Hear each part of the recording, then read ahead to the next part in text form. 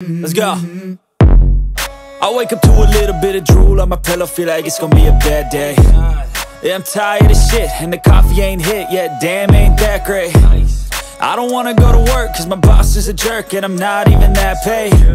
I need a change in my life, cause I don't feel alive, and there's nothing that makes me happy. Hold my beer for a minute, I'm about to quit my job, cash in for a ticket. I'm going on a trip and I don't plan to visit. I'm gonna stay there till I feel like I'm winning, and this is just the beginning. I need a big change, help me feel like living. I need a big swing, home runs I'm hitting, and I'll never look back, moving on till I get it all. And we all got dreams, we all want things, but what you gonna do for it? How you gonna move for it? What you gonna be? And do you believe you can do anything?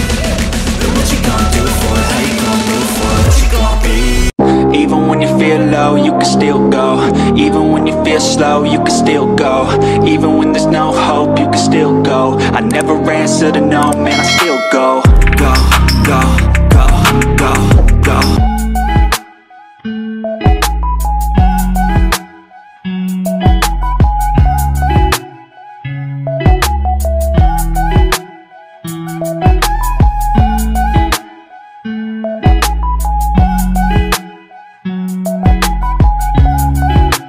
Yo, what's up? Sa magandang araw ulit sa inyo mga kapiskada. So for this video guys, next vlog natin is related naman to regarding sa nag-request sa atin ng saltwater fish. Ito rin, dati na rin natin itong nabisita, pero check natin kung ano yung mga panibagong isda na makikita natin dito sa facility nila. At makita ko sa inyo yung laman dito, dahil pwede kayo bumisita rito. At kung kayo ay nag-hahanap ng mga magagandang saltwater fish, pwede kayong bumisita rito. So samahan nyo ako guys, tara, let's go! So guys, sa magandang araw ulit sa inyo. At yun, nandito tayo ngayon sa Sam Rose Aquamarine Trading, na kung saan guys, ito yung dati na nating na features ng saltwater facility. And ngayon guys, samahan nyo ako at i-update ko kayo dito kung ano yung mga latest update, yung mga stocks nilang bago na ipapakita ko sa inyo. Alright? So again, ito guys is located siya dito lang sa may Gatchalian sa Las Piñas. So ilalagay ko na lang yung contact number dito ng tao na pwede nyo kontakin once na order kayo ng mga isda, lalo na si Kuya Terry. Ito, si Kuya Terry. Tapos dito guys, tumatanggap sila dito ng mga walk-in. Pwede kayong mag-walk-in, pero dito is more on sa mga isdaan yung binibenta nila, no? And tubig, kung mag-start kayo ng saltwater keeping, no? So dito sa facility guys, again, kung mapapansin nyo at mga bago lang kayo sa channel natin, na features na natin to before, siguro mga 2 to 3 times na rin. At ganun pa rin naman yung setup nila, pero mas madaming laman din ngayon. Alright? So check muna natin etong rack na to. So pagpasok nyo dito, eto yung mga bubungan ng mga isda sa inyo. Ayan, ang gaganda, grabe. Napaka solid, napaka ganda talaga ng mga kulay ng saltwater. Reminders lang guys, sa mag-i-start at nagpaplano mag-alaga ng saltwater keeping, make sure lang guys na tamang research muna kayo, kasi yung mga isda na andito, actually mga mura lang sila, depende sa klase, pero ang tip dyan is dapat may knowledge kayo, kasi hindi din biro yung maintenance pagdating dito. At saltwater, ibig sabihin na tubig alat yung ginagamit sa mga isda na to. Alright? Hindi sila pwede ng freshwater, na kung mapapansin nyo, ang gaganda talaga ng mga klase, pero hindi yan pwedeng ilagay sa mga freshwater kasi mamamatay ang mga yan. So tamang research lang guys, at tanong-tanong din kayo sa mga matatagal na once na magplano kayo or mag-start kayo ng saltwater keeping. Alright? Or pag-try nyong bumisita rito, magtanong din kayo dito sa mga expert, no? Para maigay din kayo. Ayan, no? So actually guys, yung mga isda na nandito, sa tagal ko na rin hindi nakakapag-vlog ng saltwater, halos hindi ko na alam yung mga ID ng mga to. So kayo na lang bahala na mag-comment, no? Comment down below, no? Diyan sa mga comment section natin para dito sa mga ID ng mga to. At kung gusto mo yung mga ganitong klase ng mga video, kung bago ka pala sa channel ko, make sure lang na nakatuto ka palagi, nakasubscribe ka sa ating channel para ma-update ka sa mga ganitong klase ng video. Alright? So check pa natin yung mga ibang stocks nila. Ayan, no? So hindi ko ano yung mga ID nito guys, pasensya na kayo. Pero ayun yung mga makikita nyo dito pag pumunta kayo guys. Alright? So dito, ito meron dito parang danyos eh. Yun, nakakatawa yun. Ayan, ito. Ayan. Ang ganda. Ayan oh. Kita nyo naman guys, napaka-solid. Ito po oh. May pagka-rainbow yung kulay oh. Ayan. So ang alam ko lang dito halos sa saltwater is yung clownfish. Limited lang yung mga idea natin regarding dito sa mga isda na to. So pakita ko na lang sa inyo yung mga klase ng isda na nandito dito. Alright, diretso pa tayo dito. Ayan o. Ito parang mga angel fish din to. Ito mga to eh. Ayan o. Tapos may mga butterfly. Ganda. Ganda talaga ng mga color nila guys. Ayan o. Ito pa yung mga iba o. Grabe. Ganda. So eto guys is highly recommended pag bumisita kayo dito sa facility nila. Which is kung kayo ay sasadya dito, marami talaga kayong isda na makikita dito. At iba't ibang klase, no? Kayo na lang bahalang mamili pag pumunta kayo dito. Ito pa yung iba. May mga different sizes din sila, depende sa klase. So yung pricing dito guys, hindi ko pa mababanggit dahil busy yung mga kuya natin sa pagpapak ng orders. Pero yun nga, ilalagay na lang natin yung numbers na pwede nyo kontakin or tawagan para sa mga orders po ninyo. Alright? So yung price nakadepende sa size at sa klase ng isda. Ayan. So meron pa dito mga lionfish. Ayun o. Tapos may mga starfish pa dito. Ayun o. Nagkalat. Ayan o. Ang dami guys. Ito po. Tapos meron din sila dito guys, mga cleanup crew, mga snail. Ayan o. Nakalimutan ko lang yung mga tawag dito eh, kasi dati nag-alaga din tayo ng mga saltwater fish. Kaya lang natigil lang din yan kasi nabili yung setup natin. So ito pa guys, limited lang talaga yung mga ID na mababanggit ko sa inyo dahil hindi naman talaga tayo familiar, no? Or usual na nag-features ng mga ganitong klaseng isda na napakaganda. Ayan o. Ito for sure parang mga angel to. Ayan o, ang ganda. Ang ganda ng kulay, ang ganda ng pattern. Ang ganda nito pagka dinisplay mo talaga sa tang mo to. Pero yun nga, again, sabi ko sa mag-i-start, make sure lang na may sapat kayong kaalaman bago po tayo mag-start ng ganitong klase ng isda. Kasi napakataas din ng maintenance ito, no? At syempre, yung mga equipment na gagamitin nyo, hindi rin biro at medyo expensive din sila. So dito, ito pa yung mga ibang klase ng isda nila guys, oh. So nakalagay ito sa parang mga beta tank na nakasolo. I think yung iba para maiwasan yung bulihan dahil yung iba ayan oh, naka-per ano sila, per tank sila. Ayan oh. So, ito pa yung nasa baba. Ayan. So ito guys, open naman to araw-araw. Pwede kayo bumisita dito from 8 AM hanggang 5 PM. Pwede kayong sumadya dito. Ito pa guys eh. Ayan. Ito. So ang dami ditong makikita nyo guys. Iba't ibang klase ng mga ano, marine fish. Tapos may mga anemones din sila dito sa baba. Ayan o. So dito, ito naman itong mga nandito sa may planggana na to. Meron sila dito mga blue tang. Ayan. All time favorite. Lalo na sa mga nag-aalaga ng ano, saltwater fish. Ayan. Ito po, yung mga maliliit din.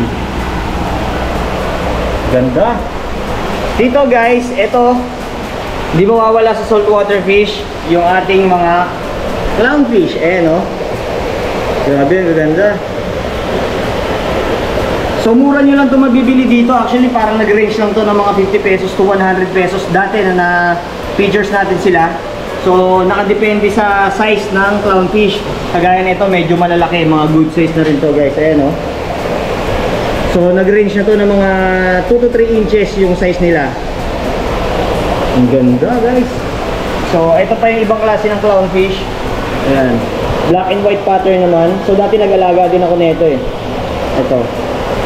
Medyo aggressive nga lang. Ayan o. Then ito pa. Dami guys. Ito, ganda. Etong facility na to guys, nag-export din sila no, abroad. So sa mga kababayan natin na OFW na nagpaplano at gustong umorder ng mga klase ng isda dito, yan, pwede din sila. tawagan nyo lang yung contact number na ilalagay ko sa comment section. Alright? So bale itong hallway na to guys is lahat more on sa clownfish, no? Then dito sa loob naman is may mga puffer fish at trigger fish dito. Halo-halo na, ayan, no? Ayan. Ito pa yung mga iba. Ito guys. So kahit saan ka lumingon dito guys, ang daming isda. And ang gusto ko dito sa facility na to, naka-centralize lahat yung piping nila from dun sa simula na pinunta natin hanggang sa kada lugar ng facility is naka-centralize yung saltwater system nila. Dito naman guys sa area na to, nandito naman yung mga damsel. Ayan o. Tapos may mga green crumis dito. Ito. Mga schooling fish naman. Ayan o. Dami guys o. Ayan. Nakakatawa naman. Tapos, sir, yun nandito sa bote na to? Powder brown. Powder brown, yung mga nandito daw guys. Ito. Sir, ba't nakalagay sa ano? Sa bottle? Sa mga garapon? Bagong dating. So pag ganito guys, nakita nyo dito na nakagarapon sila. Mga, kumbaga sa ano, kinukondisyon muna dahil kararating lang. Then ito pa yung mga ibang klase ng isda dito guys. Ayan o. Trigger fish. Ayan, mga trigger fish. Tapos, etong nandito tayo. Three stripe. Damsel din yan. Damsel din, ito. Ayan. So again, sabi ko nga sa inyo, limited lang yung mga alam natin dito sa mga saltwater fish nila. Then dito, sa likod naman, nandito naman yung pinaka filtration system. Ayan. So, kung gaano kalaki yung facility nila, ganon din kalaki yung kanilang filtration dito talaga nag-i-invest. So again, sabi ko sa inyo, kung mag-aalaga kayo, make sure may mga tama kayong equipment. Kagaya nito, mga skimmer, protein skimmer, kailangan yan. And then dito, ayan o, dami nilang protein skimmer. May mga bio balls. Ito. Ayan o. So kita nyo, laki ng filtration nila dito guys. Ayan o. Para mga pan, tas ang lalim nito. Parang mga nasa 8 or 10 feet to, ang lalim nito. Then dito, sa dulo hanggang dun, may mga isda pa rin dito guys. Mga small fish naman, kagaya nito. Ito, sir, anong isda to sir? Yung mga kulay... Green grass. Green grass. Ayun guys oh. Medyo malabo lang. So ito naman guys, meron dito mga sailfin tang. Ayun, ang ganda na ito. Parang ito yata yung humahaba yung pinaka-pins niya, sir. Ayan oh, ang ganda. So naka-ano sila, naka-per cube sila na tang, ayan oh, maliliit. Alright. Kung mapapansin nyo rin dito guys, yung pinaka-stand nila, kahoy. Kasi nga dahil saltwater to is bawal halos kalimitan or hanggat maaari hindi sila naglalagay ng metal rack dito na stand kasi mabubulok lang talaga. Then dito, sir, anong isda itong mga nandito? Bicolor angel. Bicolor. Dalawang pangalan ng Oriole. Oriole. Oriole. So ayan guys, Oriole daw. Ayan oh. Ganda. Eto tayo, yung mga kulay, ano na to? Anchas. Orange anchas. Orange anchas. Ngayon lang natin to mga naka-encounter guys. Pero maganda nila guys oh. Para mga schooling fish din. Uy, ang ganda na ito. Well, anchas. Anchas din. Square anchas. Guys, ang ganda na ito. Parang nag... ano yung kulay niya. Nag-glow. Ayun oh. Ayun oh. Nag-glow yung kulay nila. Ayun oh. Ganda. Lalo na pag nasa mismong main tank yan. Alright. Ito pa yung mga ibang isda nila. So madami dito. Tapos ito may mga domino sila dito. Ayan. Tapos meron sila ditong mga, anong mga isda to tayo? Goby, white goby. White goby. Ayan o. Mga ano to, mga scavenger. Kasi yun yung mga domino, yun, ang dami. Alright. So baba tayo dito. So dito tayo sa may bandang unahan din. Dahil dito nila ginagawa yung mga pagpapak dito sa area na to. At dito naman is yung quarantine area nila. Kapag may mga dumarating na bagong stocks, dito muna nila kina-quarantine. Tapos pag may pa-export sila, dito naman nila pinapak sa area na to, no? So dito meron tayong nakita na Emperor, ayan. So ang ganda din. Tapos dito meron pang mga, ano ba to, mga eel? Ayan, mga eel. Ito guys. Tapos dito naman is mga brown tang. Ayan o. Tapos ano ulit to, tay? Red snapper.